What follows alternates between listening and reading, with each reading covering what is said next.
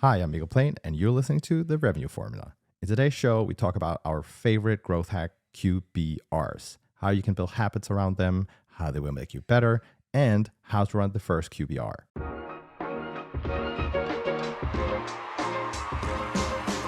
And we're recording. Oh, I was just playing around. You can't just start the track and then not hit record. It's good. So we're going to talk a bit about something very nerdy today that has to deal with numbers. Yeah. We love numbers. And actually, we love spreadsheets as well. I don't get why everyone wants to kill them. They're great. That's right. You can do so much in them. VLOOKUP, regex. It's like... No joke. Someone called me spreadsheets for a very long time. New nickname right there. Yeah. Hey, spreadsheets, can you come over? So you and I have worked in a couple of B2B SaaS companies by now. All of them fast growing, high aspirations, some successful, and Mine where? same. We were at the same company. The point is really, as a company goes from even where we are now, 25 people to 50 to 100 to 200, there's so many things you need to get done. Mm-hmm. And sometimes it will prevent you from doing some of the things you know you need to do, such as a QBR, a quarterly business review. And we're not just going to talk about the QBR you would do with a customer, so a CSM and a customer. We're actually going to talk about reviewing how you as a business perform and what you can do to change. That's really the focus. So first question we really need to deal with is, if everyone is busy, have a lot of things they need to accomplish, why should they even bother taking out time to do a QBR? I think the answer here is, in many cases, yes, you will have your dashboards, you maybe have a BI tool, maybe you as a person, it could be you as a RevOps person or you as a VP sales or something like that, you look at those occasionally. But really, the value is not from seeing that stuff. The value comes from discussing it. Yeah. And, QBR, if you really boil it down to its essence, what it is, it's creating space, an hour, sometimes 2 hours, of you with your team reviewing those numbers, figuring out what they mean, trying to learn something from it, and trying to get better afterwards. Yeah. And really, I think it's also good to be clearly differentiating that from this QBR that you do with your customer, which is really kind of, sure, it's value add, but it's kind of a sales session also. Really, the internal QBR is really about learning, getting better. Yes, there's a scorecard aspect to it as well, which I, as a CRO or CEO, really like, by the way. But there's really also the other piece, which is about, what happened? Let's build consensus about what happened. Let's have clarity on that. And let's try and figure out how we're going to improve or not make some of the same mistakes again. Yeah. I mean, you called it your favorite growth hack one of the other days. Yes. And it's kind of not the go-to growth hacks you usually see. No. So why is it your favorite growth hack? It's creating a cadence, it's creating a structure or a habit, if you will, that basically pushes you to get a little bit better all the time. So we internally call it continuous improvement. Yeah. That's really the big topic here. And there's this obvious, like, hey, if you get 1% better every day, you grow by, 360, 30. I don't know, a lot. A lot. Okay, I spreadsheet. think you 36x or something over the year. Yeah. Right. And obviously, hey, you're not going to do this every day. But what you do need to do though is you need to figure out how to improve. And in order to do that, you need to look at those numbers. And it's not only the number part; it's also the anecdotes that are around it. By the way, it's not only numbers. And then I think that's really important also not to forget in a QBR. And many times you won't find the whole story in the numbers. Yeah. And you need the person that was a frontline sales manager to speak up and say, hey, it's because that rep was on paternity for 3 months. Yeah, right? It's also, you can't measure everything. And Yeah. then by default, then it won't be in a QBR. So that story side, I agree, is super key. And once you have habit going, once you have that cadence going, and you can have it monthly, you can have it quarterly, some people even do it, shorter term, and you create a what is good, what is bad, what do we want to improve next. And by the way, never ever try and do more things than one next, right? You kind of come out of your first QBR, I can guarantee that to you, and you have 20 next action points. Yeah. Just one. And maybe you have a chance to achieve that one. And those continuous improvements and coming out of that, this is actually what kind of gets you better and better every day. Yeah. And also, especially thinking about SaaS here, all of those improvements, they compound like crazy. Yeah. And once you start about, talking about compounding, it's kind of, compounding interest. Well, when should you start with it? Kind of as soon as you can, as early as possible. And then, create that cadence, create that habit, also create that transparency across your commercial leadership. They might be looking forward or not to one of those sessions, depending, and maybe we're going to talk about this, depending how you structure it, but the clarity and transparency coming out of it, and then really the understanding of how to improve and why to improve.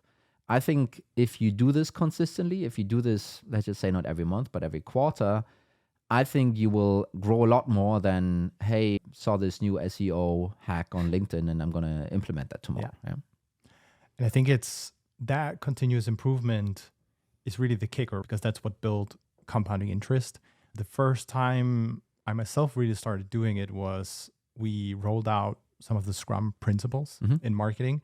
And with that came not just a review of the last 2 weeks, but also a baked-in review of the projects we delivered, looking at both how can we improve the execution, like how we work together and our speed, our quality, whatever it is. And then obviously the performance, and then what can we do to improve that performance? And that's where it gets incredibly powerful to have that conversation as a team with the right people. So I think I've been in quite a few QBRs. Some were good, some were bad. I think some of the ones that popped to mind, it was very much a monologue. First time seeing some numbers, either in a sheet or on a slide, and then really feeling like there was not a discussion of what should we do next, how should we approach it, how should we solve it. So I think if we position QBRs as a really great growth hack, because it will help you compound learnings and improvements. What does a successful QBR then look like? Yeah. I think number one, no surprises. No one should walk into this meeting and be totally taken aback by the numbers that they're seeing, that they supposedly are responsible of and or for, right? If a sales leader sees something, new in marketing, that's totally fine. That's the idea of this QBR. There's the transparency, right? You don't expect her to sit in all the marketing dashboards all the time. But if you walk into it and you show the marketing leader an MQL number that is completely off, that shouldn't be the case. Yeah. And there are a couple of ways to try and prevent that. And that's actually some of the interesting bits on how companies are maneuvering this. Really, it's sometimes actually asking the VP marketing, VP sales to own and run the QBR. That then usually requires lots of data work from revenue operations in order to enable that and yada, yada. I think the alternative is to have revenue operations create a little bit more of a stronger frame around it, but basically in cooperation with VP sales, VP marketing. Because the thing that you don't want to have happen is that every commercial leader is telling their own story, and suddenly the story doesn't add up across the funnel. Everyone is obviously going to emphasize what was great, instead of let's just call them the improvement areas. Yeah, everyone wants to put a good foot forward, right? And I think the other thing it helps solve is this classic issue of, if you see a number for the first time and you say, hey, you only delivered X MQLs, and then the marketing leader will sit there and she'll go, that's not the number I have.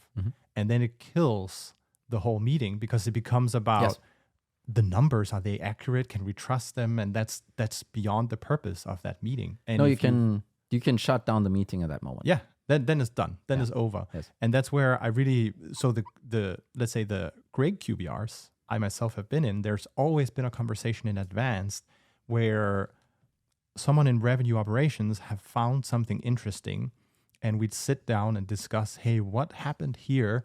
what else should we look into to really understand what's happening in the business?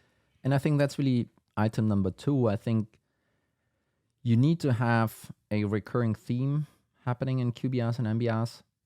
Every recurring meeting needs to have a recurring agenda. That's kind of one of my principles.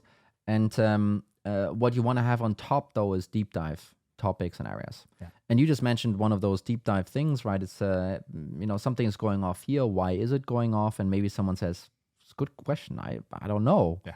Can you do some digging? I have an idea. It could be this, that, or the other thing. And then you bring it up and you have a way to discuss it.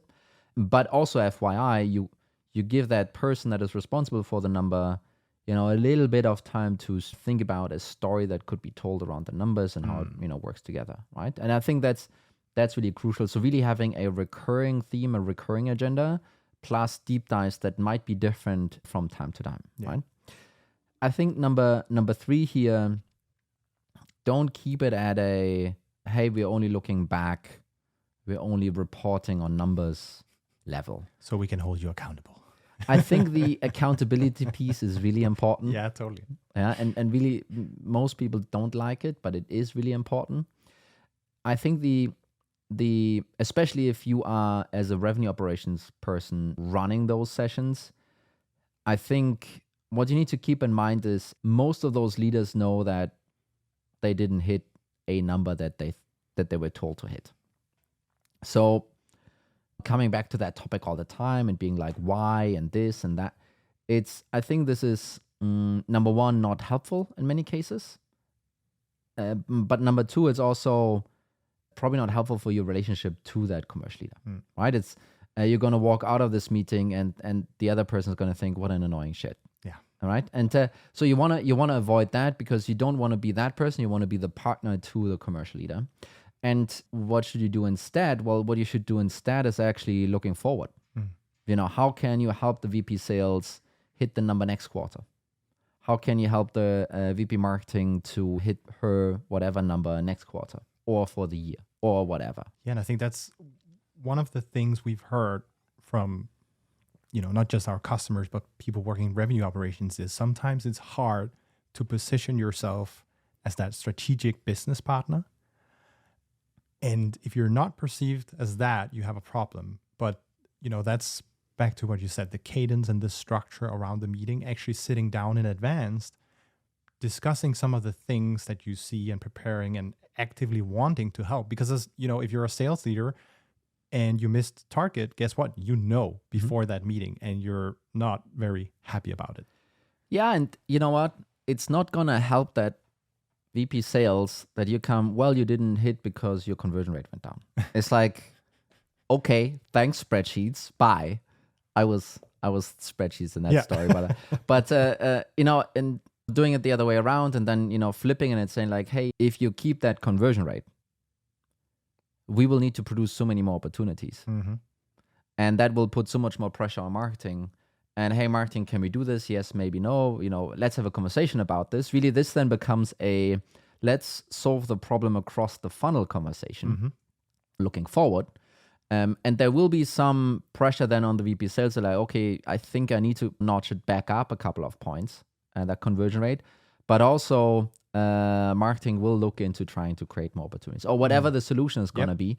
But that's really the forward-looking approach that I feel creates way less of a blaming and shaming piece, which, yes, sometimes is necessary and sometimes it's helpful, but instead creates much more of a collaborative, how do we solve this problem approach, which is something that you really want to, as a revenue operations leader, really want to enable in the commercial engine. And that's why this is such a great tool, for example, to try and achieve that. Yeah. And I think that's also back to the structure. If the revenue leaders have been involved ahead of the actual sit down, if I'm a marketing leader and I know we have a challenge with our conversion rate in sales, my thoughts will revolve around what can I do to help impact that? Did we make any changes that caused this? Or are there anything we can do to mitigate it or somehow increase the volume to assist? And that's, if you can get to that level, I find then this meeting is really powerful, because then the team starts actually working together versus, sitting in the corner saying, well, okay, his or her conversion rates went down, not my problem. But it really is. If you're responsible for revenue, you have an interest in growing that, no matter what department you sit in. Yes. And I also think there's an opportunity and there's a space for understanding. And I feel as a CRO, as a revenue leader, it was super important to me that there was not only me understanding all the different pieces, but that the team around me understood each other as well. Yeah. And for example, the typical sales versus sales and marketing conundrum, the thing that came out of one QBR was like, hey, we had all of those MQLs and we kind of hit target, but those MQLs apparently didn't convert to opportunities as they used to. Right? And so typical conversation. So why is that? Well, we did this campaign on Facebook and that's not leading to the right kind of leads. So why are we doing this? Well, because we need to hit this MQL target and Facebook is a great way to do it. Could we do it differently? Maybe yes, but and conversation ensued. And then also the sales leaders understood, oh, wait a minute, you can't just, why don't you put more money into Google? So yeah, honestly, typical question. And then there was because those 5 reasons, and we're already maxing out and it's already shit. Yeah. So we can't do this anymore. And then there was realization for those sales leaders, which usually think, well, just, more ads budget. That's it. That's what you need. And then there was a realization, oh, wait a minute, it's not that simple, actually. It's more complicated than that. Yes, it is, Mr. Sales Leader. And this is some of the reason why this MQL thing is kind of not going in the right direction. And having that realization also leads to simply less friction for sure, but less antagonism, I think is the right word, between those two roles, because suddenly you have a bit more of an understanding and respect for the problems that the other side deals with. I think this has been one of the best ways to make sure that marketing and sales actually aligned, because they will understand each other a whole lot better. Just because of what you said, you're able to put words to why is it not just a matter of pouring more money into ads? Why does it take longer for marketing to scale up, their opportunity production, or why can't sales just use those MQLs we created because we just needed to hit target? It changes the conversation around, well, if that money we spend to generate those MQLs are not materializing into opportunities, we should do something different. Yep. I want to circle back to a thing you said about the QBRs, because I've seen in QBRs, there's a lot of things you discover and learn. And by doing that, there's a lot of things you then want to go and do. Why is it so important that it's just one thing that needs to be the focus? So let's not forget that the QBR is not the only source of ideas that you will have across the business. You have probably your OKRs, you have your strategy, you have your sprints, you have all kinds of places where there are new ideas coming out. QBRs should ideally inform some of those ideas and decision-making and so forth. But the key point about continuous improvements is that the changes that you make, that they stick. If you improve 1% a day, but that improvement falls away the next day, you can improve 1% every day for the year, and you will have improved 1% at the end of the year. And this is something that I've struggled with the most, honestly. How do you keep those continuous improvements to stick? And long philosophical process later, focus on one thing instead, right? That is usually the way that, number one, to make sure it gets done, which is a big achievement, coming to the next QBR and being able to say, hey, there's one thing that we debated over half an hour to kind of decide, we actually finished it. You will not have that good feeling of having achieved something if you have even chosen 2 or 3 things, by the way, I can promise you that. And then number 2, the chances and the likelihood of that change to stick and to stay and to be reinforced and now to be the new normal, much, much higher if it's one specific thing. Yeah. So that's why focusing on one instead of multiple is a tactic. So don't get me wrong. But it's kind of a best practice that we started implementing, And we also, if someone asks us, we're obviously kind of sharing that immediately. Yeah. From a marketing perspective, this is the classic issue. So many bells and whistles, so many problems to solve. And if you try and tackle them all, you will fail. And a quarter, let's not forget, is 3 months. There's just a limit for how much you can accomplish in that time, given that you also have day-to-day stuff you need to get done and other responsibilities, quite frankly. So I think it's very legitimate to say, we're going to do this one thing and we're actually going to do it really well as a team.